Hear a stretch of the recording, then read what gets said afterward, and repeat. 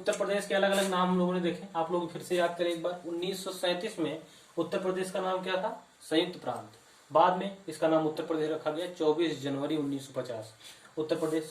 ठीक, तो संयुक्त प्रांत उत्तर प्रदेश। अब इसकी राजधानियां देखिए, इसकी राजधानियां क्या थी, इसकी राजधानियां ध्यान में रखिएगा। तो 1836 में उत्तर प्रदेश की राजधानी क्या थी? आगरा।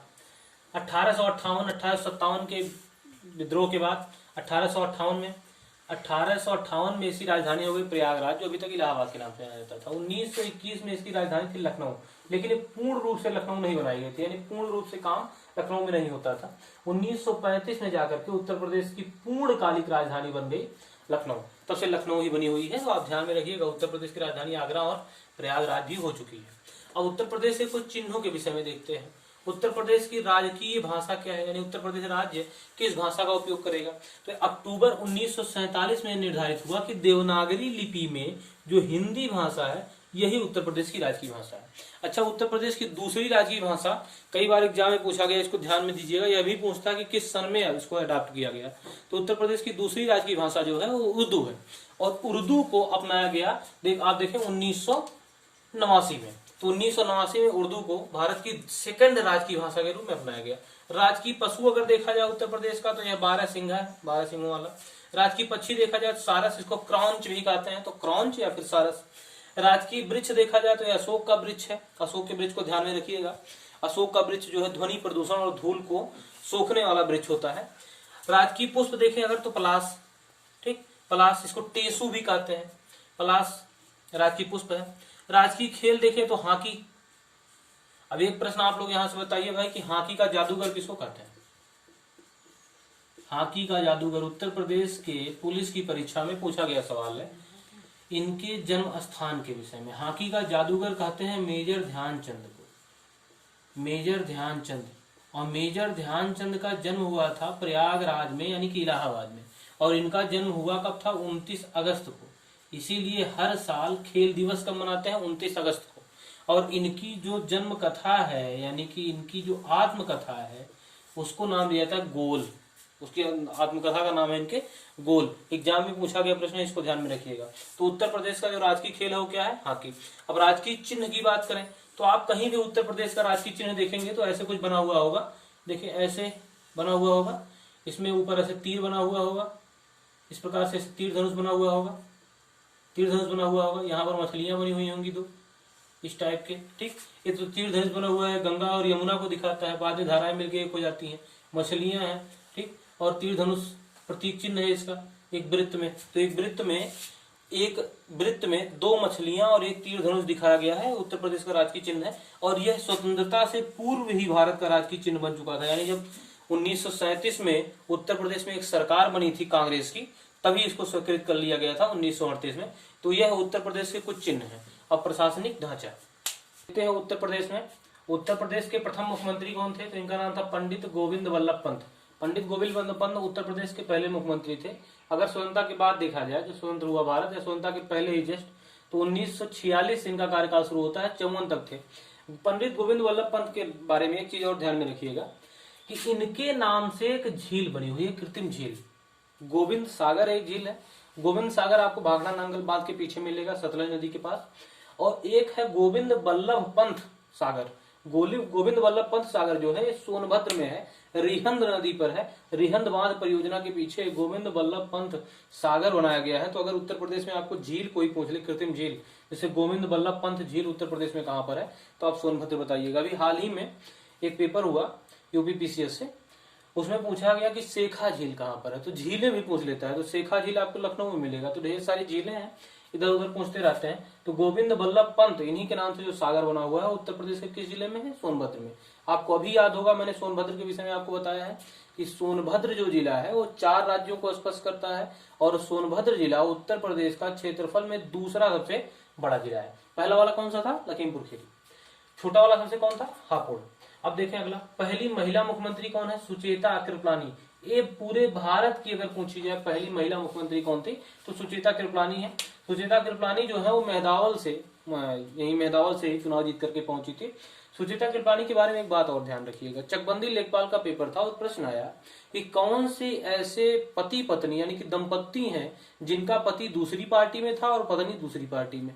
तो यही थी, ये कांग्रेस से मुख्यमंत्री बनी थी और इनके पति जो थे जेबी कृपलानी वो कांग्रेस छोड़ चुके थे, वो दूसरी पार्टी में शामिल थे। देखिए ऐसे डीप डीप प्रश्न पूछ लेता है एग्जाम में। सबसे कम उम्र के मुख्यमंत्री कौन है? तो यह है अखिलेश यादव, आप जानते ही होंगे, इसके पहले यही मुख्यमंत्री थे। अगर प्रथम राज्यपाल पूछे जाए उत्तर प्रदेश के तो यह सरोजिनी नायडू। पूरे भारत की पहली महिला राज्यपाल पूछा जाए तो पूरे भारत की पहली महिला राज्यपाल कौन है? सरोजिनी नायडू। अच्छा, अगर सबसे अधिक बार जो है पूछा जाए कि कौन जो है उत्तर प्रदेश के राज्यपाल थे तो BL जोशी 2 बार थे, ठीक है, और मोहम्मद शफी कुरैशी भी 2 बार थे। तो सबसे पहली महिला राज्यपाल, इसको प्रथम राज्यपाल कहा जाए, पहली महिला राज्यपाल कहा जाए, आप देखें 47 से लेकर 49 तक का इनका कार्यकाल है, सरोजिनी नायडू। इनको भारत कोकिला कहते हैं, भारत कोकिला है, इन्होंने कई ढेर सारी किताब लिखी हैं।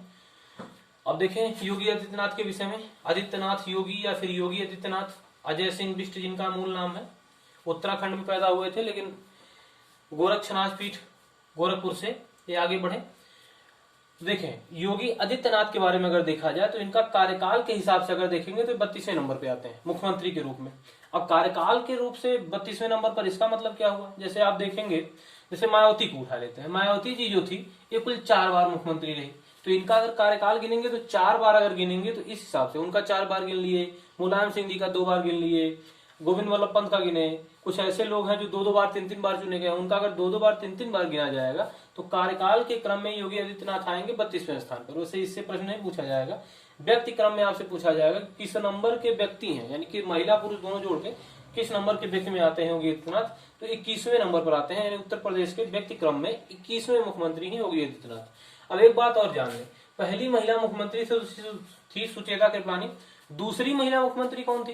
तो ये थी मायावती, और मायावती जी 4 बार, सर्वाधिक 4 बार मुख्यमंत्री बनने का रिकॉर्ड बना चुकी हैं, यानी उत्तर प्रदेश में 2 महिला मुख्यमंत्री अभी तक हुई हैं, एक है सुचेता कृपलानी और दूसरी है मायावती, इनके अलावा कोई तीसरा महिला मुख्यमंत्री नहीं हुआ।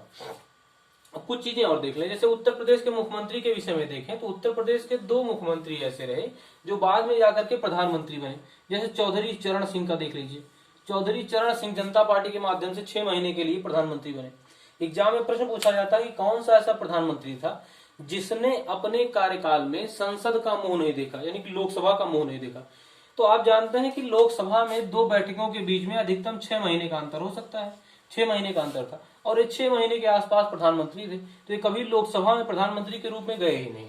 तो ऐसा प्रश्न पूछा गया है, इसको ध्यान दीजिएगा। वर्तमान में इनके पुत्र जो है चौधरी अजीत सिंह, राष्ट्रीय लोक दल नाम से एक पार्टी बना करके चुनाव चिन्ह के नाम से चुनाव लड़ते रहते हैं, उनके लड़के हैं जयंत सिंह। तो चौधरी चरण सिंह उत्तर प्रदेश के मुख्यमंत्री भी रह चुके हैं और देश के प्रधानमंत्री भी रह चुके हैं। अगला देखें VP सिंह, विश्वनाथ प्रताप सिंह। तो विश्वनाथ प्रताप सिंह भी उत्तर प्रदेश के मुख्यमंत्री रहे, बाद में जाकर के प्रधानमंत्री बने, तो इनको भी ध्यान रखिएगा। ये 2 आपसे एग्जाम में पूछ सकता है कि कौन से निम्न में से जो उत्तर प्रदेश के मुख्यमंत्री भी रहे और बाद में जाकर प्रधानमंत्री भी बने, इनके ध्यान दीजिएगा। अगला देखें, उत्तर प्रदेश के 2 व्यक्ति ऐसे हैं जिन्होंने विधानसभा अध्यक्ष के रूप में भी कार्य किया, विधानसभा की अध्यक्षता भी की और बाद में मुख्यमंत्री भी बन गए।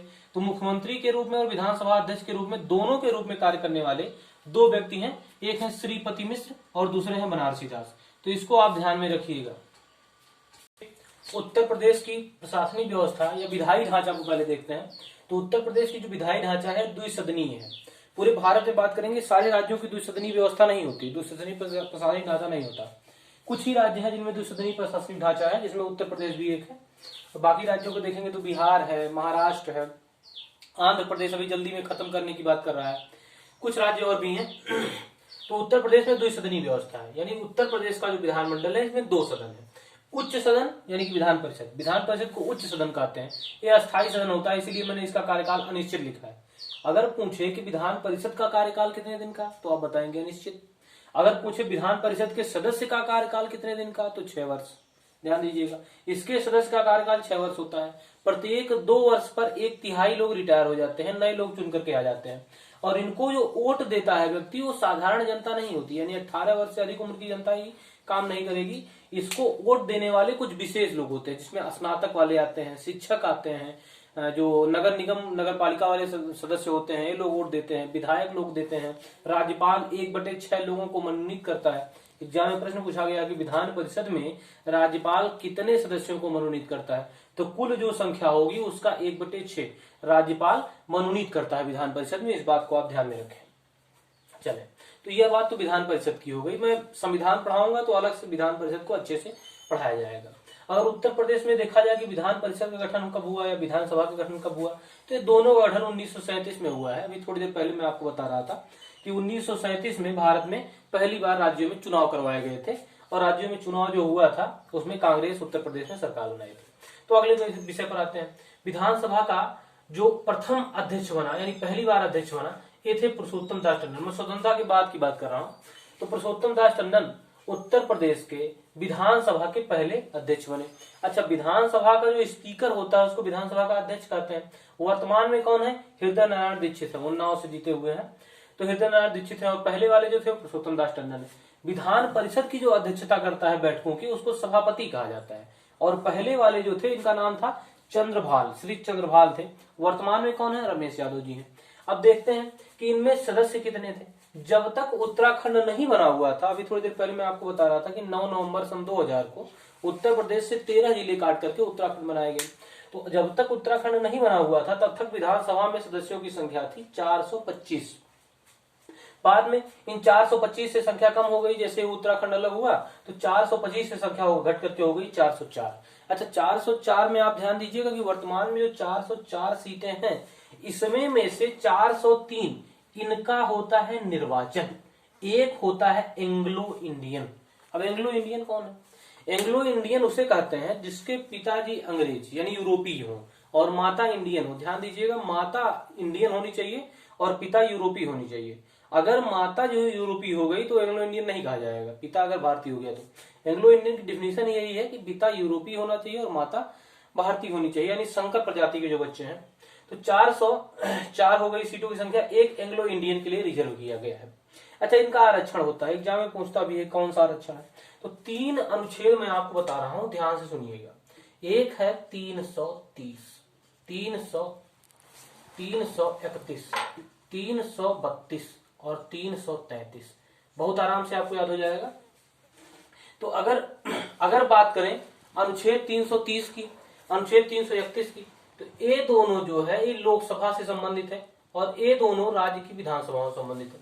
तो अनुच्छेद 330 के अधीन लिखा गया कि लोकसभा में एससी वर्ग व एसटी वर्ग को कैसा आरक्षण मिलेगा, यानी अनुसूचित जाति अनुसूचित जनजाति के लिए आरक्षण की बात संविधान में अनुच्छेद 330 में किया गया है। लोकसभा में 331 में एंग्लो इंडियन के लिए आरक्षण, यानी लोकसभा में 2 एंग्लो इंडियन चुने जाएंगे। लोकसभा यानी भारत में, यहाँ प्रधानमंत्री मोदी हैं। अगर अनुच्छेद 332 की बात करें तो अनुच्छेद 332 विधानसभाओं में एंग्लो इंडियन की बात करता है, विधानसभाओं में एससी व एसटी वर्ग के लिए आरक्षण की बात करता है। तो एससी व एसटी वर्ग के लिए आरक्षण की बात अनुच्छेद 332 में किया गया है। अनुच्छेद 333 में राज्य की विधानसभाओं में एंग्लो इंडियन के आरक्षण की बात किया गया है। अनुच्छेद 333 राज्य विधानसभा में एंग्लो इंडियन की बात करता है। अनुच्छेद 331 लोकसभा में एंग्लो इंडियन की बात करता है। अनुच्छेद 330 लोकसभा में एससी व एसटी वर्ग के आरक्षण की बात करता है। और अनुच्छेद 332 विधानसभा में यानी राज्यों में एससी वर्ग व एसटी वर्ग के आरक्षण की बात करता है। जैसे वर्तमान में अगर देखें उत्तर प्रदेश में 17वीं विधानसभा चल रही है और इसमें अनुच्छेद 332 के अनुसार कुल कितना आरक्षण है? कुल 86 जो है, इसमें से 84 एससी यानी शेड्यूल कास्ट यानी अनुसूचित जाति की सीटें हैं, 2 एसटी यानी शेड्यूल ट्राइब यानी कि अनुसूचित जनजाति की सीटें हैं। कुल 86 सीटें आरक्षण में है। तो यह 4 अनुच्छेद हैं, आप लोग थोड़ा सा ध्यान में रखिएगा इसको।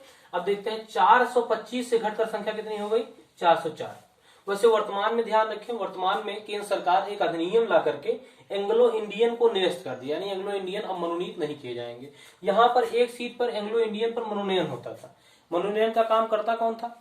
अगर राज्य की बात होती थी तो राज्यों में एंग्लो इंडियन का मनोनयन राज्यपाल करता था, और अगर केंद्र में यही बात होती थी लोकसभा के लिए तो वहां पर 2 सीटों के लिए राष्ट्रपति मनोनयन करता था। चलिए, तो ये हो गया 404 सीटें।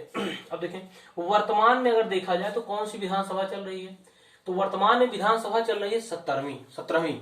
तो 17वीं जो विधानसभा है इसके अध्यक्षता कौन कर रहे हैं? इसके अध्यक्ष कौन है? तो इसके अध्यक्ष है हृदय नारायण दीक्षित। 17 में चुनाव हुआ है, 17वीं लोकसभा 17वीं विधानसभा के लिए, और ये चुनाव हुआ। अच्छा एक बात ध्यान रखें, विधानसभा के अगर कार्यकाल की बात करेंगे तो 5 वर्ष का, विधानसभा सदस्य के कार्यकाल की बात करेंगे तो 5 वर्ष का।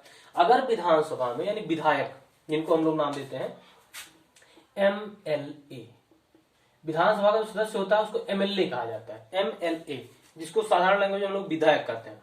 तो MLA जो होता है इसको कहते हैं member of legislative assembly, full form ध्यान में रखिएगा, मेंबर ऑफ लेजिस्लेटिव असेंबली, विधानसभा सदस्य। विधानसभा सदस्य बनने के लिए यानी विधायक बनने के लिए किसी व्यक्ति को न्यूनतम कितनी उम्र चाहिए? 25 साल। अगर 25 साल से कम उम्र का कोई व्यक्ति है विधायक बनना चाहता है तो नहीं बन पाएगा। अगर सेम सिचुएशन हम विधान परिषद पर लगाएं तो विधान परिषद का जो सदस्य होता है इसको कहते हैं MLC, member of legislative council. और मेंबर ऑफ लेजिस्लेटिव काउंसिल यानी कि जो लेजिस्लेटिव काउंसिल का सदस्य होता है इसके लिए न्यूनतम जो उम्र चाहिए 30 वर्ष। ध्यान दीजिएगा, यहां पर 25 वर्ष, यहां पर 30 वर्ष, क्योंकि यहां पर कुछ विशेष जाते हैं। और एक बात और ध्यान में रखिएगा, आरक्षण की व्यवस्था विधान परिषद में नहीं है, यानी विधान परिषद में कोई आरक्षण नहीं, विधानसभा में आरक्षण है। इसी प्रकार से लोकसभा में आरक्षण है, राज्यसभा में कोई आरक्षण नहीं है, तो इसको ध्यान में दीजिएगा। तो विधान परिषद हो गया, विधानसभा हो गया। अच्छा एक बात और ध्यान दीजिएगा, उत्तर प्रदेश की विधानसभा में या विधान परिषद में महिलाओं के लिए किसी आरक्षण की व्यवस्था नहीं की गई है। वर्ग के लिए आरक्षण की व्यवस्था है लेकिन महिलाओं के लिए नहीं है। महिलाओं के लिए आरक्षण की व्यवस्था पंचायती राज व्यवस्था में मिलेगा, 33% आरक्षण की व्यवस्था। बिहार जैसे कुछ राज्य हैं जिन्होंने 50% आरक्षण की व्यवस्था कर दी है। तो यानी विधानसभा में आपको इन्हीं की आरक्षण की बात मिलेगी, महिलाओं के लिए कोई विशेष आरक्षण नहीं है। अब थोड़े 17वीं विधानसभा में आप देखें कि किस पार्टी को कितनी सीटें मिली है। एक दो पार्टी आप ध्यान में रखें, जैसे सबसे बड़ी पार्टी बनकर उभरी थी कौन? बीजेपी।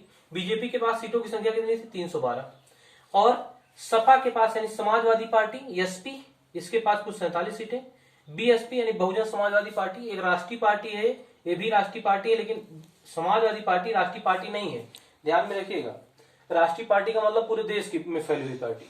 तो एसपी को 47 सीटें और बीएसपी को 19 सीटें। इंडियन नेशनल कांग्रेस को 7 सीटें यानी कांग्रेस को 7 सीटें। अपना दल जो अनुप्रिया पटेल का है, अपना दल में कुल 9 सीटें। 4 सीटें सुहलदेव समाज भारत समाज पार्टी, ओम प्रकाश राजभर की पार्टी है, इनको कुल 4 सीटें। अन्य यानी कि निर्दलीय उर्दलीय मिलाकर के सब 5 लोग और जीते थे, जिसमें राष्ट्रीय लोक दल वाले सब इधर उधर के लोग थे। अगर देखें कि वर्तमान में जो विधानसभा है उसमें महिलाएं कितनी थी, तो महिलाओं की संख्या थी कुल 42। इसको ध्यान दीजिएगा, एग्जाम में डायरेक्ट पूछ लेगा कि 17वीं लोकसभा में महिलाओं की संख्या कितनी है। तो 42 सीटें थी, इसमें से सबसे ज्यादा 36 महिलाएं कहां से चुनकर आई थी? बीजेपी से। 2 कांग्रेस की थी, बाकी अन्य पार्टियों से चुनकर के आई हैं। तो एक कुल 42 सीटें महिलाओं के लिए हो गया। विधानसभा का काम खत्म हो गया। विधान परिषद में देखें, विधान परिषद में जब उत्तराखंड नहीं बना हुआ था तो सीटों की संख्या थी कुल 108। वर्तमान में उत्तर प्रदेश के विधान परिषद में सीटों की संख्या कितनी है? 100। एक कई बार एग्जाम में पूछा गया है, भूलिएगा मत। विधान परिषद में यानी उत्तर प्रदेश के विधान परिषद में सीटों की संख्या कितनी है? 100। 2 चीजें आप और ध्यान में रखें, जब मैं संविधान पढ़ाऊंगा फिर से पढ़ाऊंगा ही। उत्तर प्रदेश में लोकसभा की कितनी सीटें हैं? लोकसभा की सीटों की संख्या कितनी है? और उत्तर प्रदेश में राज्यसभा की सीटों की संख्या कितनी है? तो उत्तर प्रदेश में लोकसभा की सबसे अधिक सीटें हैं। देखें, जो सीटें बनती हैं लोकसभा के लिए या राज्य विधानसभा के लिए, ये जनसंख्या के आधार पर बनती है। इतनी जनसंख्या पर इतने प्रतिनिधि चुने जाएंगे। आप जानते हैं कि पूरे भारत में सबसे अधिक जनसंख्या कहाँ की है? उत्तर प्रदेश की। तो उत्तर प्रदेश में लोकसभा के लिए कुल सीटों की संख्या है 80। और अगर राज्यसभा में देखा जाए तो राज्यसभा के लिए कुल सीटों की संख्या कितनी है? 31। ठीक, तो इसको ध्यान में रखिएगा, 80 सीटें और 31 सीटें। विधानसभा में कुल 404 सीटें, 403 सीटें निर्वाचित। एक होता है एंग्लो इंडियन जो अब समाप्त ही हो गया है करीब करीब। तो एक होता है एंग्लो इंडियन जिसका मनोनयन राज्यपाल करता है। विधान परिषद में देखेंगे तो पहले 108 था, उत्तराखंड बनने के पहले उत्तराखंड बना तो 8 सीटें कम हो गई, कुल हो गया 100 सीटें। 1/6 सदस्यों को राज्यपाल मनोनीत करता है। चंद्रभाल इसके पहले सभापति, वर्तमान में सभापति का नाम है रमेश यादव। सदस्यों का कार्यकाल होता है 6 साल का और विधान परिषद का कार्यकाल होता है अनिश्चित। और विधानसभा का कार्यकाल 5 वर्ष का, सदस्यों का कार्यकाल ही 5 वर्ष का। सदस्य की न्यूनतम आयु होनी चाहिए 25 साल, यहाँ सदस्य की न्यूनतम आयु होनी चाहिए 30 साल। तो यह पूरा खाका है विधानसभा परिषद और विधानसभा का।